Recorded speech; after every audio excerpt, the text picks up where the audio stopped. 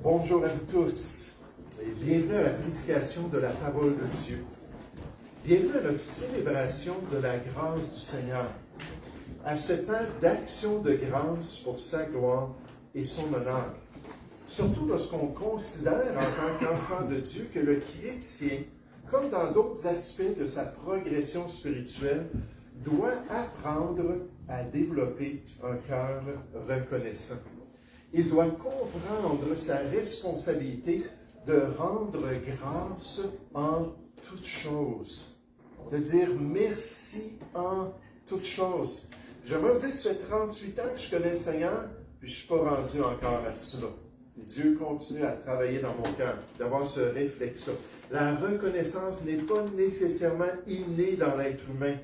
Notre thème ce matin pour notre réunion, notre prédication est donc cet apprentissage-là de la reconnaissance.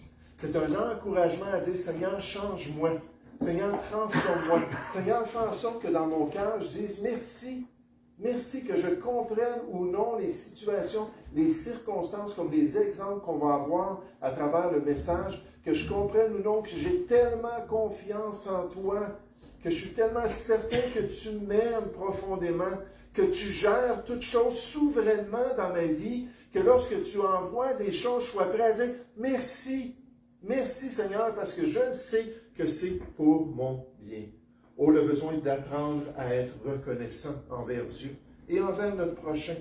D'apprendre à avoir des cœurs ouverts, des cœurs sensibles envers les bienfaits que nous expérimentons. Comme c'est triste, n'est-ce pas, lorsqu'une personne est ingrate, lorsqu'une personne n'a pas du tout de réflexe de dire « Wow, hey, c'est bon, wow, c'est merveilleux ce que je viens d'expérimenter, wow, l'amour de mon père, ou l'amour de mon épouse, ou l'amour de mon frère, ou peu importe les circonstances, de pouvoir dire « Hey, je suis reconnaissant, je ne suis pas insensible envers les choses que les gens me font. » Mais sachant de même que toute chose concourt à notre bien, au bien de ceux qui aiment Dieu, la Bible nous dit même d'être reconnaissant pour les problèmes de notre vie. Être reconnaissant dans nos afflictions, dans nos difficultés ici-bas, comme l'exprime bien cette chrétienne en face de grandes difficultés dans sa vie, dans la vie des croyants qu'elle côtoyait et même dans la vie de sa communauté. Et elle nous explique ce qui est arrivé.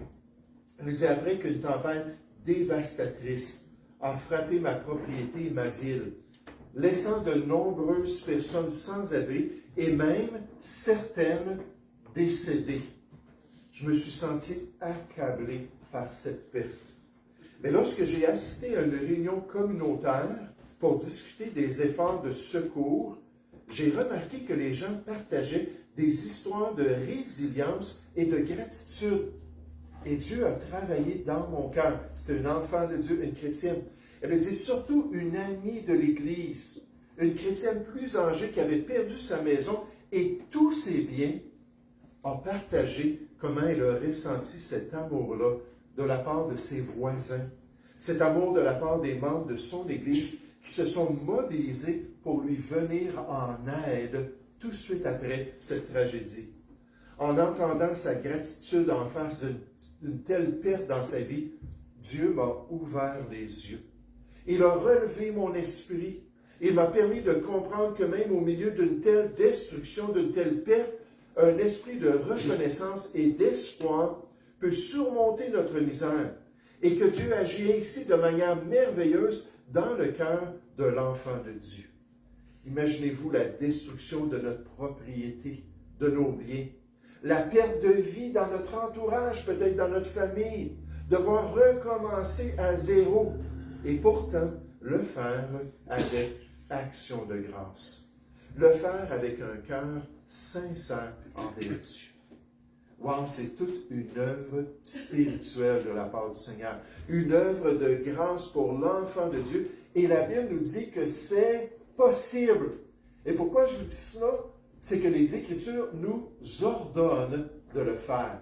Et quand Dieu nous ordonne, Dieu nous développe pour qu'on soit obéissant à sa volonté. N'importe quoi qu'on voit dans la parole de Dieu qui adresse le chrétien et qui lui donne des instructions concernant sa moralité, des instructions concernant sa conduite, ses attitudes, On peut savoir que Dieu nous disant cela, si on a une relation avec lui, qu'il veut nous développer pour qu'on soit obéissant. Alors, on va chercher un texte des Écritures ce matin qui confirme que c'est exactement ce que Dieu veut faire dans notre cœur, alors qu'il veut développer une reconnaissance en toutes choses. Cherchons ensemble l'Épître aux Colossiens au chapitre 2. L'Épître aux Colossiens au chapitre 2. Et peut-être vous êtes comme moi, en face d'un sujet comme ça, d'avoir de la reconnaissance. Colossiens chapitre 2 ne serait pas venu automatiquement à vos pensées. Ce n'est pas le texte biblique qui serait venu, comme j'ai cité déjà à 2 reprises, 1 Thessaloniciens 5, 18, de rendre grâce en toutes choses.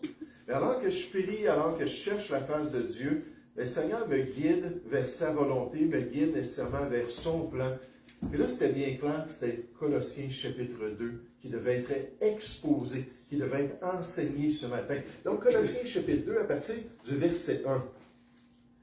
Paul dit, « Je veux en effet que vous sachiez combien est grand le combat que je soutiens pour vous, et pour ceux qui sont à Laodicée, et pour tous ceux qui n'ont pas vu mon visage, afin qu'ils aient le cœur rempli de consolation, qu'ils soient unis dans l'amour et enrichis d'une pleine intelligence pour connaître le mystère de Dieu, savoir Christ. Mystère dans lequel sont cachés tous les trésors de la sagesse et de la connaissance. Je dis cela afin que personne ne vous trompe par des discours séduisants. Car si je suis absent de corps, je suis avec vous en esprit, voyant avec joie le bon ordre qui règne parmi vous et la fermeté de votre foi en Christ. Verset 6. Ainsi donc, comme vous avez reçu le Seigneur Jésus-Christ, marchez en lui, étant enracinés et fondés en lui, et affermis par la foi, d'après les instructions qui vous ont été données, et abondez en action de grâce. Abondez en action de grâce. Quel est le contexte de ce texte biblique? Dans quelles circonstances Paul écrit-il ces paroles aux enfants de Dieu? Qu'est-ce qui s'est produit à Colosse pour justifier de telles instructions pratiques de la part de l'Esprit de Dieu? J'aimerais qu'on puisse analyser ça, décortiquer ça, mieux comprendre ce passage-là ce matin pour nous aider à arriver à la conclusion que moi aussi, je peux avoir un cœur reconnaissant. Moi aussi, je peux abonder en action de grâce. Dire, merci Seigneur, malgré les circonstances de ma vie. Et qu'est-ce qui s'est produit? Mais la première chose qu'on voit dans ce passage-là, c'est que l'Église des Colossiens était sous attaque. L'Église des Colossiens était sous attaque. De faux frères s'étaient introduits parmi les rangs de l'Église de Jésus-Christ. De fausses doctrines avaient été inculquées aux enfants de Dieu. Et la vérité de Dieu était remise en question à cause de ce levain de mensonges qui faisait lever toute la part de la tromperie spirituelle parmi les enfants de Dieu à Colosse. Paul a déjà mentionné ce potentiel-là de laisser des gens rentrer dans nos assemblées puis venir se détourner de la saine doctrine puis pervertir nos croyances. Ça a un effet sur notre marche. Ça a un effet sur notre conduite, ça a un effet sur notre obéissance envers Dieu, parce que c'est la vérité de Dieu qui est trafiquée par de telles personnes. Il le dit juste dans les églises de la Galatie. Il le dit, vous couriez bien. Hein, vous étiez dans votre course chrétienne, en train de courir le bon pour accomplir la volonté de Dieu dans cette bonne course pour le Seigneur. Il dit, vous couriez bien avant. Qui vous a arrêté pour vous empêcher d'obéir à la vérité? Et ça, c'est tragique. Cette influence ne vient pas de celui qui vous appelle. Puis là, le principe, c'est qu'un peu de levain, puis les cuisinières connaissent ça, les dames qui travaillent dans la popote connaissent bien ça, mais un peu de levain fait lever toute la pâte. Donc, ce qu'on apprend ce matin, ce n'était pas des temps faciles pour les Colossiens. Ce n'était pas dans des temps où ils étaient épanouis dans les voies de Dieu, où tout allait bien selon la volonté du Seigneur. Au contraire, il y avait cette attaque-là contre la vérité de Dieu, et les chrétiens devaient être reconnaissants malgré ce qu'ils vivaient. Regardez au verset 1. Il dit, « Je veux en effet que vous sachiez Et on le voit à travers l'épître aux Colossiens, alors qu'il parle de ces influences-là. Mais que vous sachiez combien est grand le combat que je soutiens pour vous. Et pour ceux qui sont à Laodicée, c'est une ville voisine de Colosse. Et pour tous ceux qui n'ont pas vu mon visage, mais qui étaient aussi influencés par ces fausses doctrines, afin qu'ils aient un cœur rempli de consolation, qu'ils soient unis dans l'amour et enrichis d'une pleine intelligence pour connaître le mystère de Dieu, savoir Christ. Mystère dans lequel sont cachés tous les trésors de la sagesse et de la connaissance quand on revient au Seigneur, quand on revient à la parole de Dieu, quand on revient à la sagesse de Dieu. Il dit, je dis cela afin que personne ne vous trompe par des discours séduisants. Personne, même ces soi-disant chrétiens qui s'appelaient des gnostiques. Qu'est-ce que ça veut dire un gnostique? C'était des gens qui disaient avoir une relation tellement intime avec Dieu qu'ils recevaient des révélations spéciales que personne d'autre ne pouvait connaître. Gnosos, dans le grec, ça veut dire une connaissance intime, une réalité spirituelle cachée aux yeux des autres. Là, ces chrétiens-là rentraient dans les églises et disaient « Oui, oui, vous avez les écrits de Paul. Oui, oui, vous avez les évangiles concernant Jésus. Mais ce que vous n'avez pas, c'est la dernière révélation. Puis moi, je l'ai, cette révélation-là. » Puis il venait, puis il tordait, puis il changeait la vérité de Dieu. Verset 5, « Car si je suis absent de corps, je suis avec vous en esprit, voyant avec joie le bon ordre qui règne parmi vous. » Donc, vous avez toute la structure pour vous aider et la fermeté de votre foi en Christ, dans le Seigneur. L'objectif déclaré de Paul était qu'ils soient encouragés dans leur cœur et unis dans l'amour malgré ces attaques spirituelles, la confiance et la force de conviction, ainsi qu'une unité cohésive permettent une compréhension complète de la vérité. Il n'y a pas de connaissance complète sans un engagement moral de la part des enfants de Dieu qui doivent accomplir la volonté de Dieu. Donc, apprendre à être reconnaissant dans une Église qui est sous attaque.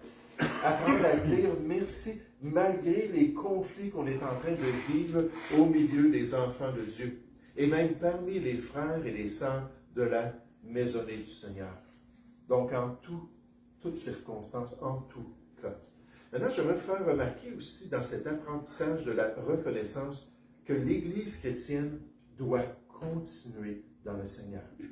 L'Église chrétienne doit continuer dans le Seigneur. Puis un mot que j'aimerais qu'on retienne dans ce point-là ce matin, c'est le mot « excuse ». Le mot « excuse ». Hein, on s'excuse de ne pas faire ce qui est bien à cause de.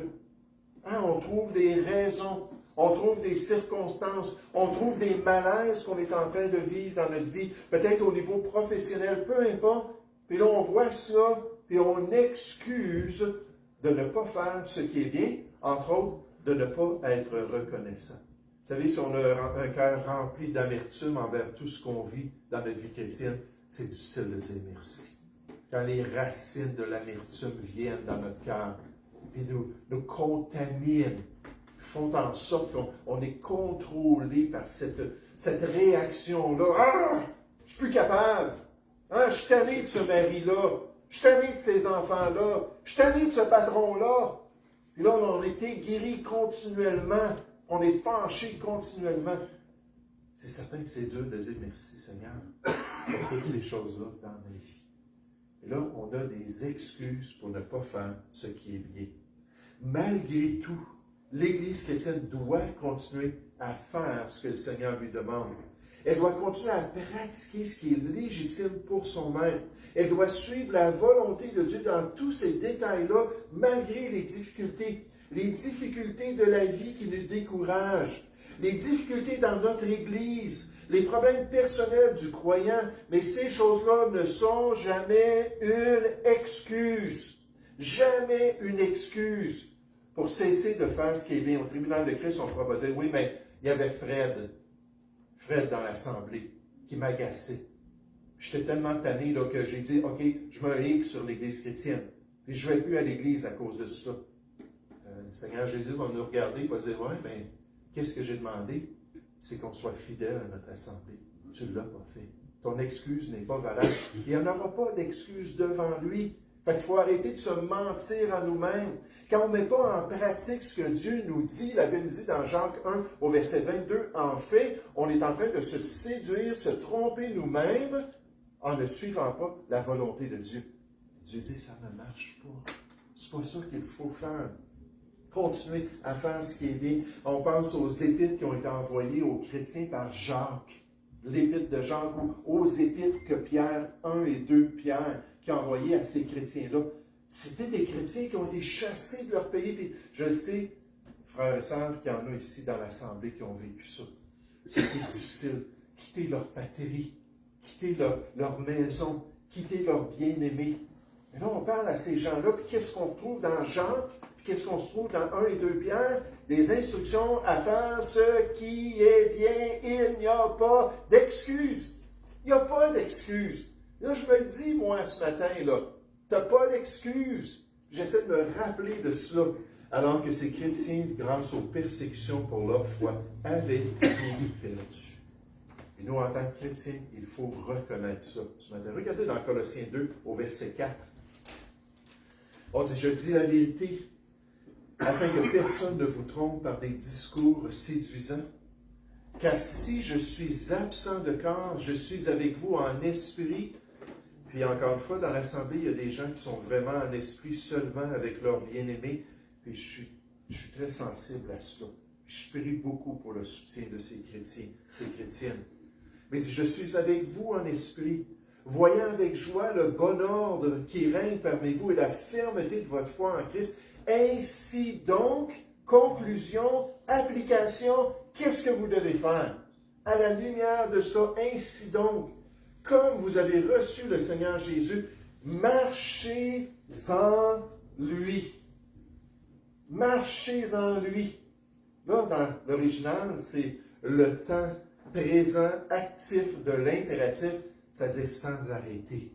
Continuez sans cesse. Marchez avec le Seigneur, marchez en communion avec Dieu. Vous vivez des choses difficiles, vous avez des temps qui sont pénibles. Dieu vous demande, continue, lâche pas, persévère dans mes voies, malgré tout ce que tu es en train de vivre. Verset 7, étant enraciné et fondé en lui, ça n'a pas changé, on est en lui, et affermi par la foi, d'après les instructions qui vous ont été données, et abondé en action de grâce. Dieu nous le demande.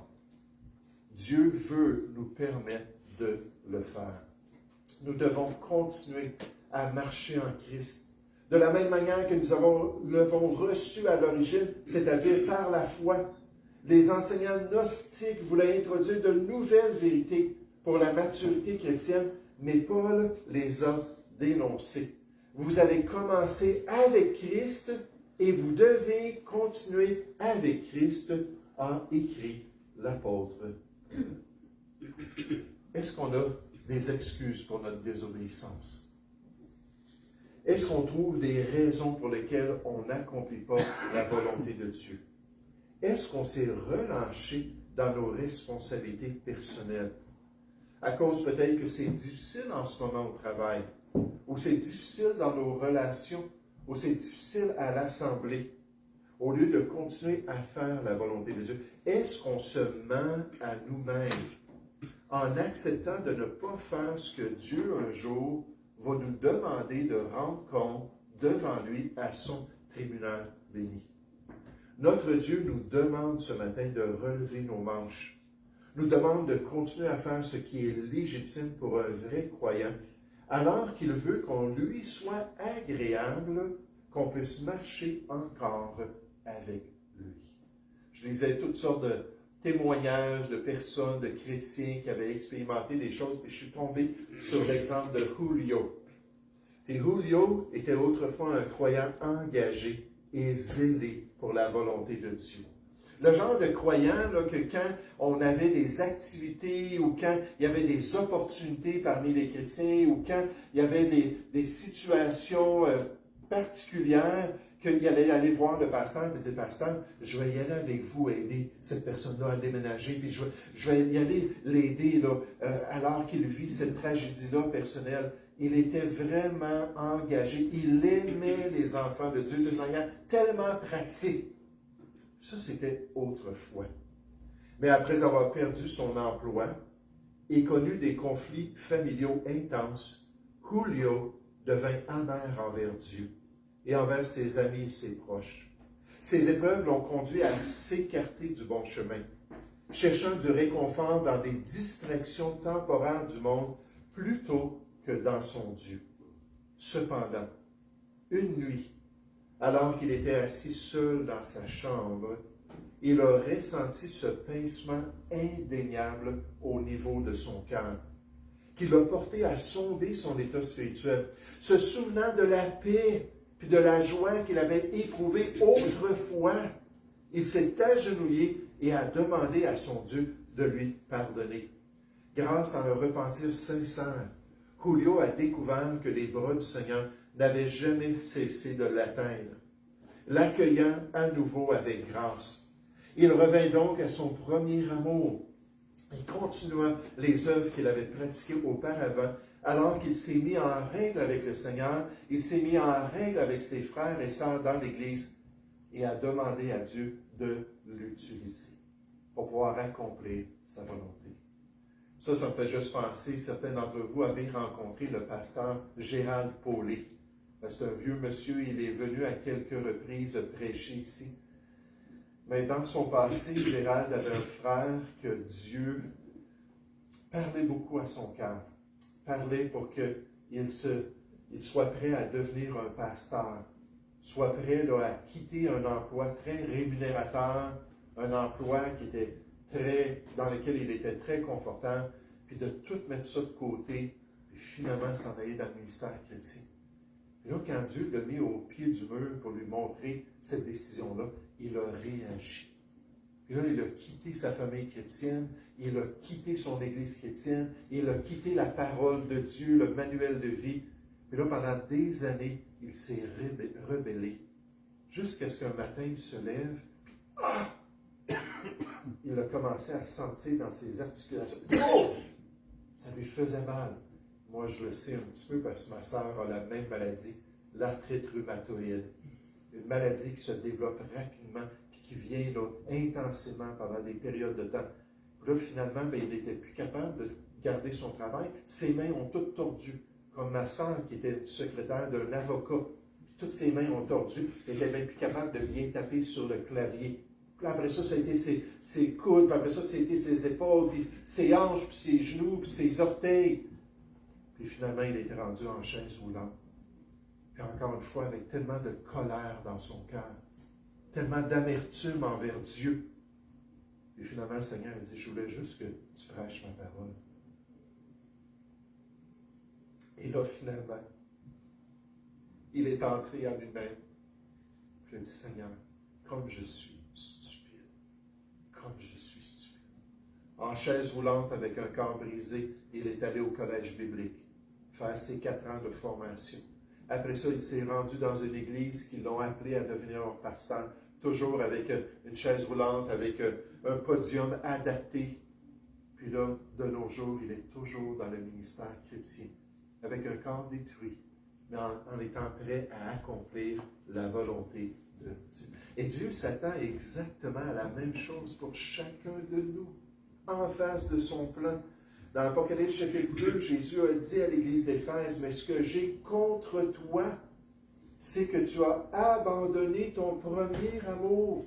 Souviens-toi donc d'où tu es tombé. » Je chantais dans la chorale, où je conduisais un autobus pour aller chercher des enfants pour l'école du dimanche, où j'étais impliqué dans tel et tel ministère, ou peu importe ce que je faisais pour Dieu. Souviens-toi donc d'où tu es tombé. Repens-toi et pratique tes premières œuvres. Peu importe les circonstances, sans excuse, on est prêt à accomplir la volonté de Dieu.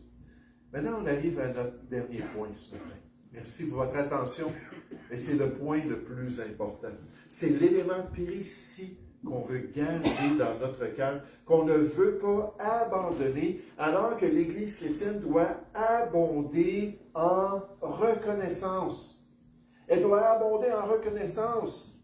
Puis Puis comme on devrait entendre les chrétiens dire, hey, cette semaine, Dieu a tellement été bon avec moi. Cette semaine, Dieu a tellement exaucé telle et telle chose. J'ai eu des victoires dans ma vie chrétienne. Puis être prompt à exalter son nom. Être prompt à glorifier Dieu. Puis vous savez, quand ça ne sort pas de la bouche, c'est parce que ce n'est pas dans le cœur. C'est de l'abondance du cœur. La Bible nous dit, Matthieu 12, 34, que la bouche va parler. Et là, Dieu, là, il vise notre cœur ce matin. Il veut nous demander de cesser d'être ingrat, d'être sensible envers lui, puis d'être prêt à l'exalter. Les enfants de Dieu doivent continuellement exalter le nom du Seigneur pour sa bonté. Ils doivent le louer pour son salut, pour sa direction dans leur vie, pour les épreuves qu'il permet, pour les victoires qu'il envoie dans la marche de tous les jours, en toutes choses et dans tous les aspects de leur marche avec Dieu. Regardez Colossiens chapitre 2 au verset 6, en terminant ce matin. Colossiens chapitre 2 au verset 6. On nous dit ainsi donc, comme vous avez reçu le Seigneur Jésus-Christ, marchez en lui, c'est un commandement, lâchez pas. Étant enraciné et fondé en lui, et affermi par la foi, d'après les instructions qui vous ont été données, et, il dit, il ne faut pas oublier cela, et abonder en action de grâce. On va le dire tous ensemble. Abonder en action de grâce.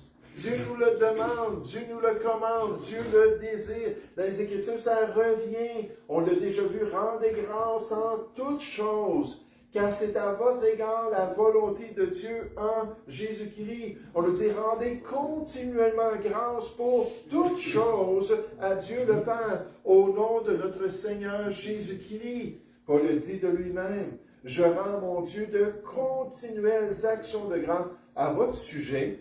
Puis en passant dans les épîtres de Paul, on voit qu'il dit la même chose aux autres chrétiens.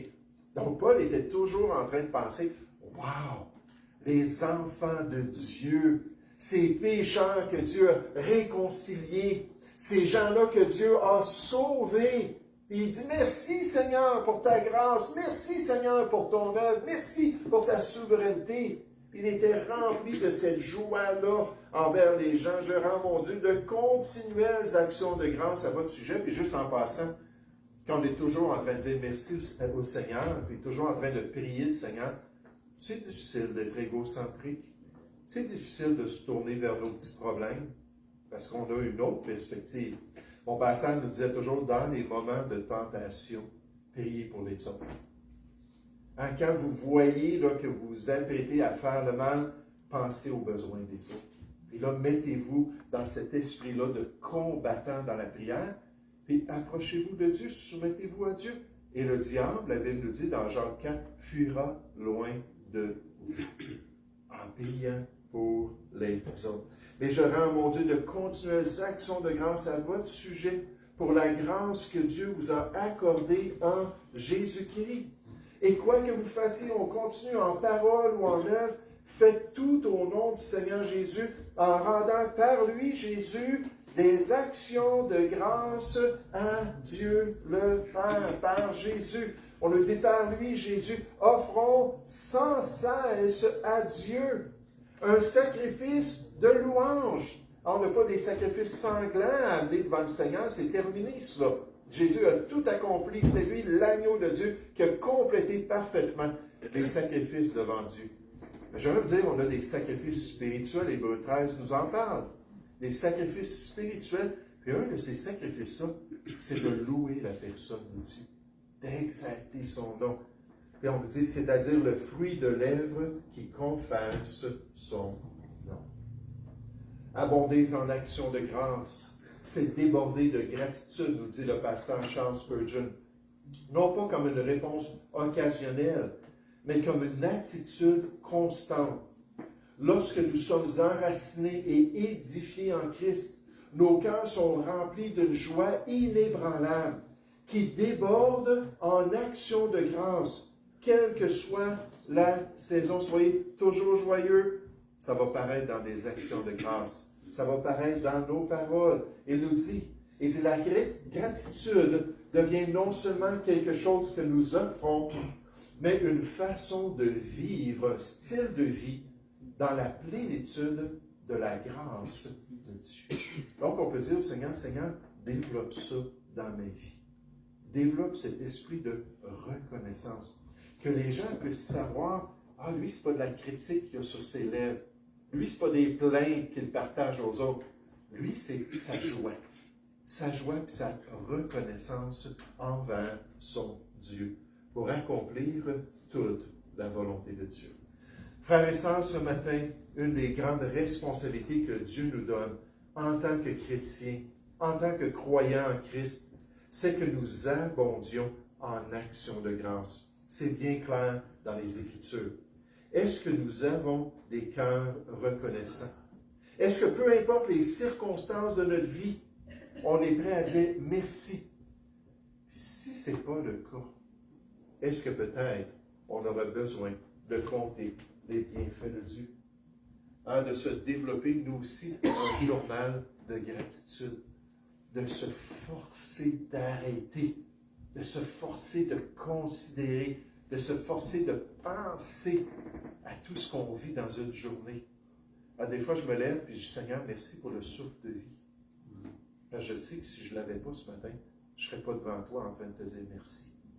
Ce souffle de vie, toutes les réalités. La Bible nous dit que c'est en lui qu'on retrouve tous les aspects de notre être, la vie, le mouvement, l'être, la personne, notre personnalité, tous ces éléments-là se trouvent en lui. Si Dieu enlevait sa main, si Dieu ne retenait plus les choses, même nos atomes se dissoudraient, on deviendrait juste à peu près rien. On tomberait à terre. Quelqu'un dit que la valeur d'un être humain, lorsqu'on regarde sa composition chimique, c'est juste quelques dollars. C'est pas grand-chose. Imaginez si Dieu a enlevé sa main qui nous garde ensemble, qui garde l'univers ensemble, c'est lui qui maintient toutes choses. Mais toutes ces choses-là, ces réalités-là, pouvoir aller travailler, pouvoir passer une autre journée, je pense aux jeunes, de pouvoir aller à l'école et apprendre à l'école. Et peu importe les circonstances, on devrait voir, wow, quel phénomène extraordinaire qu'est ma vie, de pouvoir l'expérimenter et l'accomplir pour Dieu. Est-ce qu'on compte les bienfaits du Seigneur? Est-ce qu'on accepte par la foi que toute chose concourt à notre bien pour notre avancement? Et est-ce qu'on serait prêt à lui dire, Seigneur, développe en moi un tel esprit? Tu me commandes, tu me dis qu'il faut que je rende grâce en toute chose, que j'abonde en action de grâce. Puis si vous êtes comme moi, on peut lui confesser, c'est pas naturel. C'est pas facile de voir les choses positives. Je me souviens, dans des cours sur l'éducation, il nous disait à chaque réprimande qu'on donne à notre enfant, on devrait dire 3 choses de positives à l'enfant. Puis là, je disais, wow, je suis tellement bon à faire des réprimandes. C'est tellement difficile pour moi de trouver 3 raisons pour lesquelles dire, je t'apprécie, je suis fier de toi, c'est beau, lâche pas. Mais devant Dieu, on devrait laisser le Seigneur nous développer et nous permettre de devenir des gens reconnaissants. Il y a des gens qui nous voient au travail et disent, hey, j'ai tellement hâte d'être proche de cette personne-là, parce que c'est une personne joyeuse, c'est une personne qui est reconnaissante envers la vie. Ou est-ce que les gens diraient, lui, grogneux, mauvaise humeur. C'est pesant quand on est auprès de la personne. Mais que Dieu puisse nous transformer et nous permettre de le glorifier en toutes choses. Nous allons prier ensemble. Oui, Père Céleste, on veut te remercier pour le texte biblique, Seigneur, qu'on a regardé, un texte inspiré, un texte qui était utile. Et Seigneur, pour ces réalités avec les gnostiques qui se disaient chrétiens et qui avaient des visions, des expériences, qui offraient un culte à des anges. Le même chapitre nous dit cela, qu'ils étaient vraiment dans l'idolâtrie envers des démons, envers des créatures célestes, et qui amenaient toutes sortes de règlements supplémentaires qu'ils apprenaient de ces visions. Ils imposaient ça aux chrétiens, ne mange pas, ne bois pas, ne fais pas. Puis dans le fond, c'était juste des choses qui étaient inutiles et qui ne faisaient pas partie de ton plan. Mais Père Céleste, on veut te remercier pour cette exhortation à continuer malgré tout, à continuer malgré nos problèmes, à continuer malgré nos tensions dans notre couple, malgré nos difficultés dans la famille, malgré qu'à l'Église, c'est pas facile, peut-être au travail ou dans la parenté ou peu importe les relations. Puis tu nous dis, mais continue. Toi, suis-moi. Peu importe ce que les autres font, toi, suis-moi. Et Père Céleste, on veut te louer aussi pour ce commandement d'abonder en action de grâce. Seigneur, c'est toi qui nous demandes cela. C'est toi qui désires nous sensibiliser. C'est toi qui veux nous transformer. Et on te prie vraiment que ton esprit puisse le faire et nous aider à avoir peut-être un journal de gratitude, mais nous aider au moins dans notre cœur, Seigneur, à dire, « Wow, hey, c'est vrai, ça, c'est merveilleux. Oh, et même la santé que tu me donnes, ou même la victoire que tu me donnes, ou peu importe les domaines, qu'on puisse être sensible et que tu puisses détruire notre ingratitude pour devenir des gens remplis de reconnaissance. Seigneur, nous te prions au nom du Seigneur Jésus. Amen. Je vais demander à Thierry, s'il vous plaît. Donc, pour nos visiteurs, je voulais juste vous mentionner